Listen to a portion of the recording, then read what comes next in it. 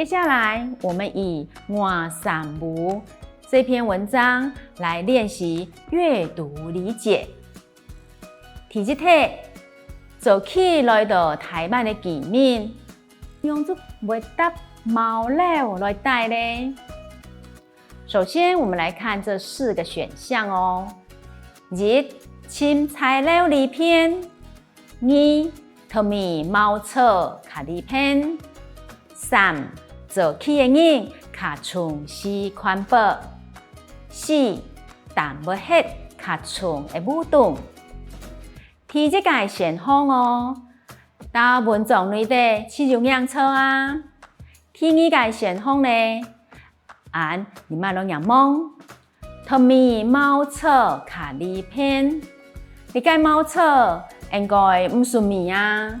你有材料卡里片，生活内底拢样不错。爱几多手指甲开高啦，爱各几多拢袂用啊。所以你个唔算米。第二个答案唔会用错。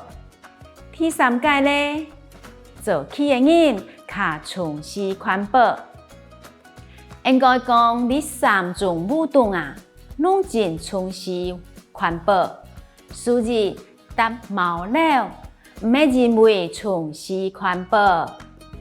第4个淡不黑卡从的活动，假使答毛料来带的事物，活动嘛是茅草来做的，所以无卡从的问题。